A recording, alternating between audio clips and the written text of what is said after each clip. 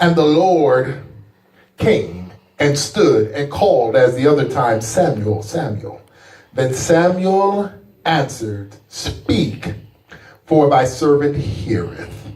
And the Lord said to Samuel, last verse, Behold, I will do a thing in Israel, at which both the ears of every people, one that heareth it, shall tingle. In thy day, that day, I will perform against Eli things which I have spoken concerning his house which I began. I will also make an end. For I told him that I will judge his house for thy iniquity which he knoweth, because his sons made themselves vile, and he restrained them. Now you may be seated in the awesome presence of our God. Amen. And please tell somebody, I'm in the right place. I'm in the right place. Waiting for the right time. Waiting for the right time. Somebody else.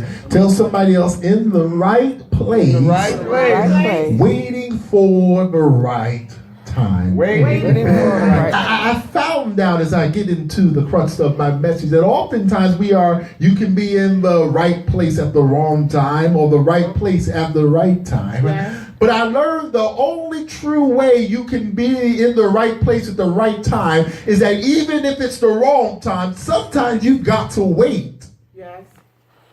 Until the right time occurs. You can't always time it that you're always in the right place at the right time. So here we now see this young man by the name of Samuel. And if we go up and we look, it says that Samuel ministered unto the Lord before Eli.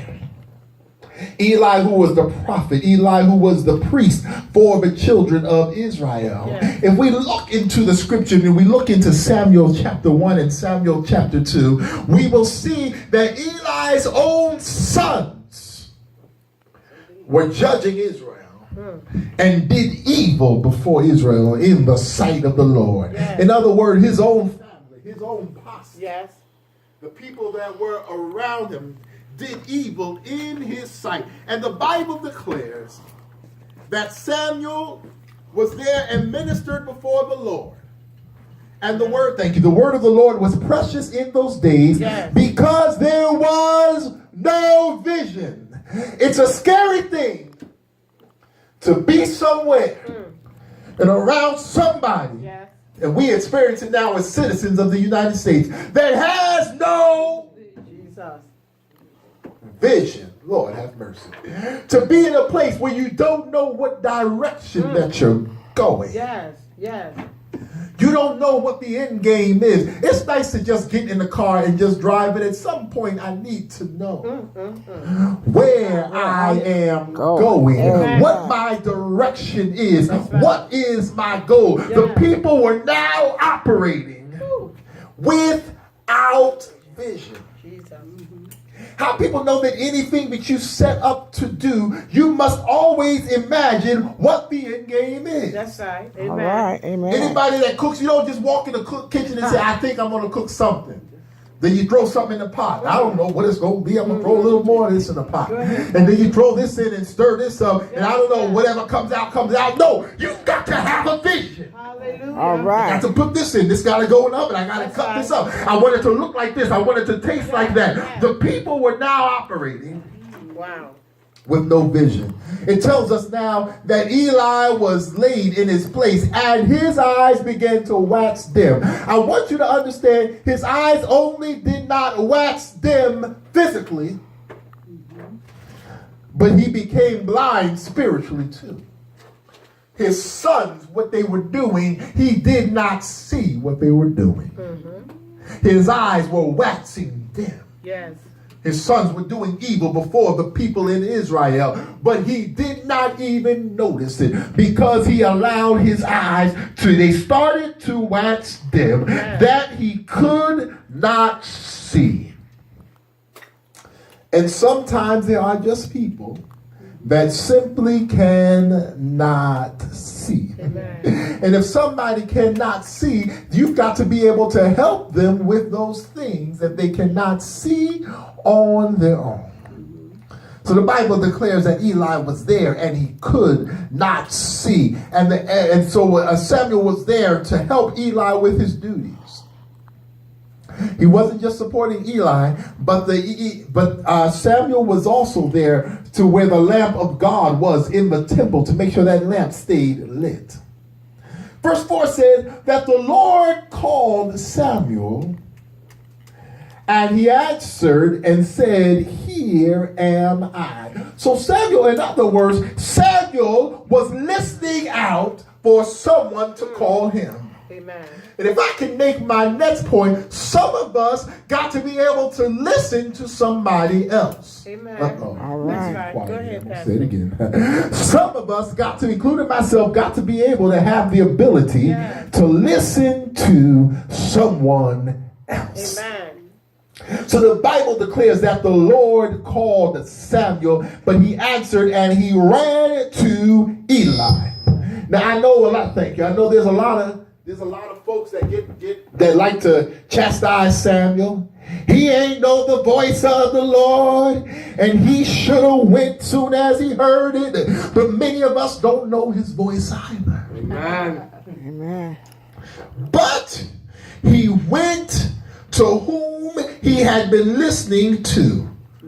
And I heard a prophet of the Lord, I heard a preacher say the other night that Samuel went to Eli because he knew what instructions sounded like. Amen. Some of us can't listen to God because we don't know what instruction sounds like here on earth.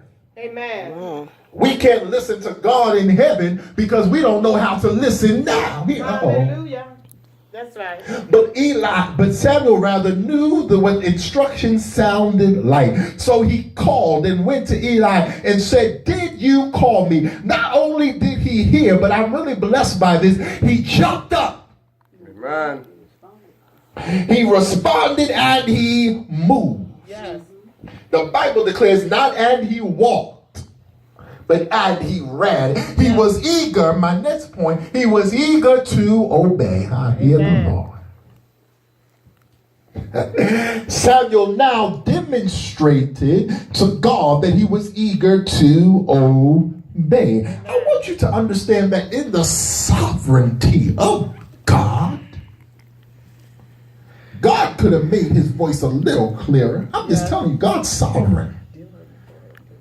He could have done what he wanted to do. Amen. That's right. But God made sure that Samuel himself was in the posture ready to obey. Some of us, it's not that God is not talking to us, it's that we are not in the posture to obey. Amen. If you want an answer, if I give you the answer, wouldn't it be a horrible thing if you plan on cheating on the test and you pay for all the answers and then decide not to put them down once you get in the room? You done did all that and still didn't put it on the paper? Amen. Somebody would say that you are crazy. That's right. If Oprah or Mark Zuckerberg dropped the ATM card and had the pin written on the back, I know, praise the Lord, all the honor space. Wonderful Savior, my Lord in heaven. That's right, Pastor. Some of y'all say you take 200, they wouldn't even notice. But if you didn't punch the numbers in. So now Samuel was now in a place ready to obey. The next verse says, and the Lord called him again. But here's what I like. Samuel got up again. Amen. He thought that Eli was calling him, and even though the first one was a false alarm, he was still ready to get up again. This may not get no amens, but guess what? Even in Eli's imperfection, Samuel was still willing to listen. Amen. Amen. My Lord. Wow. I'm going to say it again. In the imperfection of the person who had rule over him, the person who called a false alarm, the person who wanted nothing, Samuel was still ready and willing to listen. But we are not, I know we don't do that now. I'm sorry. Usually you got one time, y'all ain't saying nothing to me. You got one time to get it wrong. You got one time not to get it right for me. You got one time not to say the right thing to me. You got one time. But Samuel was willing to listen. He got up, arose. Now I want you to understand, this is not 2 o'clock in the afternoon. I don't know if you ever been trying to sleep. Somebody called you the first time. I dialed you by mistake. Okay. Amen. 10 minutes later, oh, I dialed you. Listen, either you turn off your phone. But you know that if they call you the second time, well, oh Lord, they probably just call. I ain't even, okay. But he went and he was ready. Yes. And Eli answered again and said, I called you. I did not call you. Verse 7 says, Samuel did not yet know the word of the Lord, neither was his voice revealed to him. So in other words, we can't place the fault on Samuel. I hear this exegeted often, and the fault is improperly placed on Samuel. Samuel was being obedient. He was doing what he was supposed to do. He did not know what he was listening for. In other words, he did not know what he was looking for. How many people know that you can't find something if you don't know what you are looking for? Amen. Amen. If you tell somebody, go find that thing for me. What the thing I like. I don't know. You've got to be able to understand or to identify what you are looking for. Some of us, if I can make my next point, it's not that we don't have an answer from God. It's that we have no idea what we are looking for. Amen. Amen. I've learned wherever you are, whatever job you go to, there's usually 3 things that you ought to know to be successful.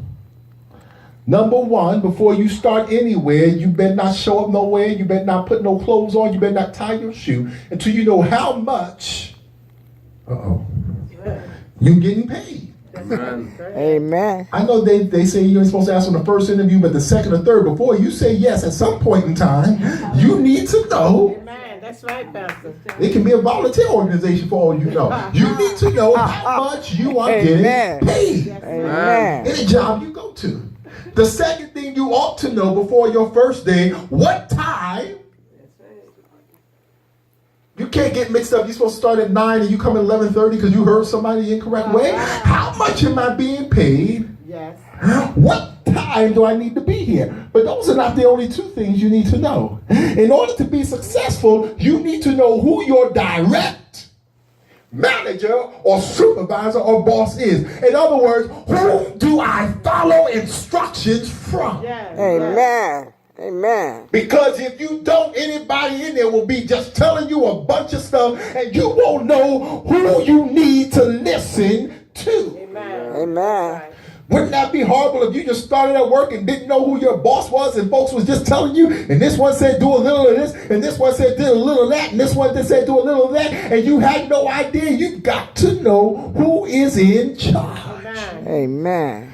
I find out very soon. You go to a restaurant, you go to a store, if you have a problem, you talk to who is in charge. Amen. So identity, you've got to be able to identify who is in charge. The Bible declares that Samuel had not yet heard the voice of the Lord. There's some folks that know who's in charge but never met them. I know folks that never met their boss. Never saw them. They just been, the boss is located somewhere and they're located somewhere else. So the Bible declares that Samuel had not yet heard the word of the Lord revealed to him. And the Lord called Samuel again a 3rd time. He got up the 3rd time and went directly to Eli. I want you to see a pattern that's here. Each time that he heard, I hear the Lord right now, the closest thing to the voice of the Lord was the person in authority to him. The closest thing to the voice of the Lord was the voice that sounded like leadership to Eli. The closest thing to the voice of the Lord was the one who was providing him instruction. If I can take a side note, be careful who you let provide you in All right. instruction. So the Lord called Samuel again the third time, and he went to Eli and said, "Here I am, because you called me." Here's the part I like. And Eli perceived that the Lord had called the child. So we look up again in verse 7, it says, Samuel did not know the Lord, neither was the Lord yet revealed to him. But then verse 8 says, and Eli perceived that the Lord had called the child. Now Samuel did not know the Lord, neither was the word of the Lord yet revealed to him. And Eli perceived that the Lord had yet called the child. Hopefully you're going to catch that. Now Samuel did not yet know the Lord. Neither was the Lord yet revealed to him. And Eli perceived. In other words, Samuel needed Eli to know the voice of the Lord. Amen. But suppose Samuel ran to somebody else. Jesus. Lord have mercy. If he would have run to somebody else, he might have been in trouble. Samuel had to run to the right person who was able to help him. The first time might have been a false alarm. The second time might have been a false alarm. But because he was willing to listen, because he was willing to obey, Samuel was in the right place. But the first time was just simply the wrong time. But he was not scared, to go back. Some of us are intimidated and scared to go back. You got to just go back and do it again. Go back and try again. All right. So the Bible declares that he went that Eli perceived that the Lord had called the child. Then Eli said to Samuel, "Go lie down, and it shall be, if he call thee, that you shall say, Speak, Lord, for thy servant heareth." So Samuel went and laid down in his place. So 3 times Samuel got up to hear what Eli had to say. But on the 3rd time when Eli said it, Samuel actually had to listen and obey. Amen. Before God could speak to Samuel himself, he had to be able to obey the one he was getting instruction from. That's the word. Amen. All right. So the Bible declares, and the Lord, Samuel went and lay in his place. And the Lord came and stood and called as the other times, Samuel, Samuel. Then Samuel answered, he said, Speak, for thy servant heareth. Get ready to close, but there's something about perception. I don't know if you've ever had this happen, but I've had it happen before. One thing about me, I've learned a long time ago, when I use alarm clocks, I can't wake up to music or songs or talk radio. It's got to be a very distinct sound for me to enable. I'm just going to be clear with you. I would be listening and the radio would come on and I would dream that people were talking. I'm just telling you the truth. I would dream that I heard words in my head. I would actually say in my mind, there's people out on the sidewalk talking. I wish they would be quiet. An hour would pass by before I realized that there's a radio or a TV on in the room. Why? Because of my perception. Amen. All right. Your perception is warped. Oh, I hear the Lord right now. When you are in a state of sleep. Oh, God. Samuel was in a state of sleep. Therefore, he had a different perception. You know, oftentimes the phone don't just ring once when you're in a state of deep sleep. You wonder if somebody's knocking on the door, you don't know what's going on. Is there a noise going on? Am I dreaming? If somebody's standing over the bed calling your name, you don't know what's happening because you are in a different state or perception. So the first thing that Samuel had to do is he had to be willing to get up. Amen. All right. He had to be willing to come out of his sleep so he can be sharp and to hear what the Lord says. The Lord came and stood, and Samuel answered and Speak, for your servant here. And the Lord said to Samuel, Behold, I will do a thing in Israel, at which both the ears of everyone that heareth it shall tingle. In that day I will perform against Eli. Hold on. The Bible declares that Samuel heard someone call and he went to Eli. Once, twice, 3 times.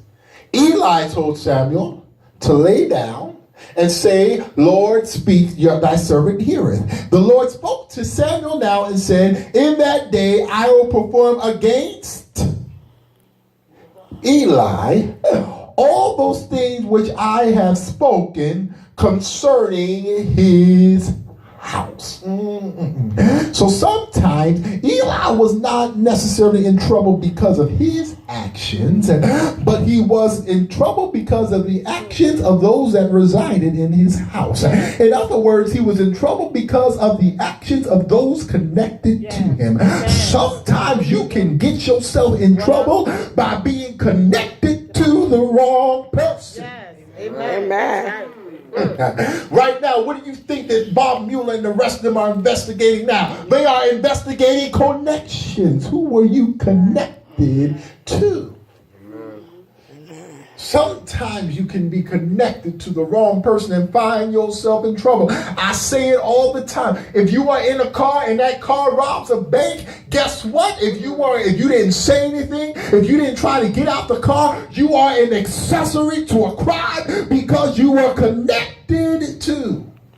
Amen. Amen. If I go to Thomas' house and bring a white plastic bag that look like powder, she's not sure what it is, and I say, just go ahead and lock this up in your cabinet, and she don't touch it and leave it in her cabinet, if the police bust her door open, she can't say, well, the pastor didn't tell me what it was. If you have it there, Well, that's right. All right. Amen.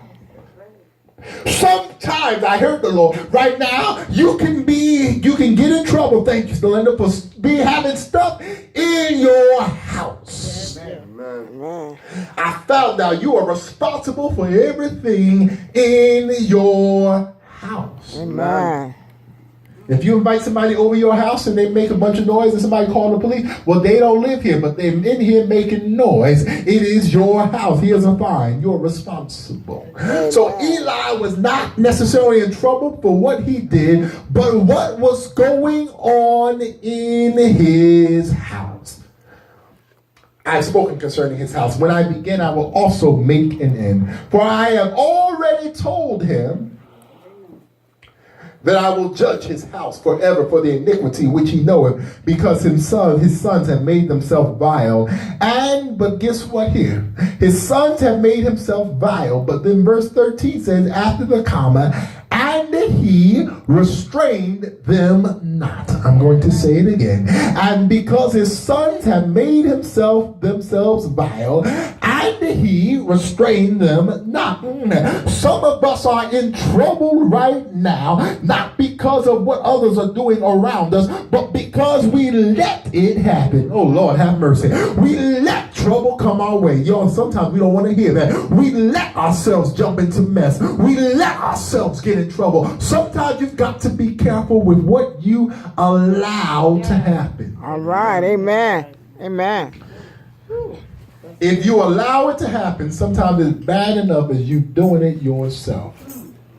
Anybody here work in education, have been in education at some point? If you are a teacher or an educator, then I am very aware of the law. The law says if you see something happening improper with a child and do not report it, you are held criminally liable. Because you saw it and said nothing. That's the law. They make you sign something.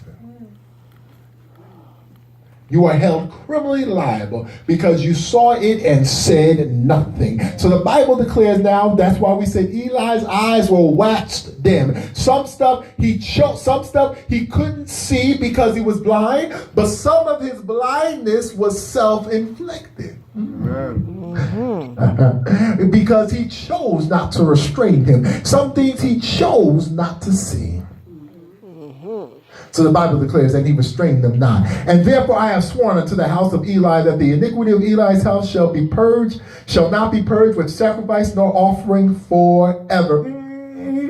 Eli, at some times,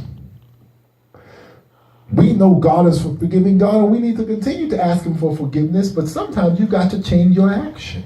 All right.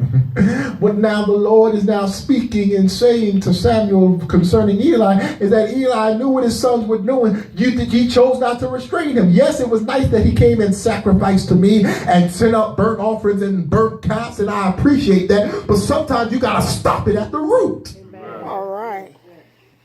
Don't shoot me in the foot and then offer to take me to the hospital and then do it next week and say, I'll drive you there again. Stop shooting me in the foot. Yes, that's right. All right.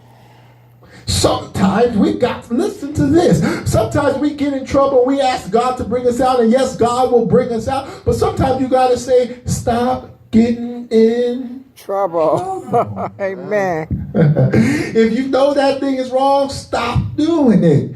If you need something and somebody call you 3 o'clock in the morning on Tuesday to help them, and you get up. I love them and I'll be there.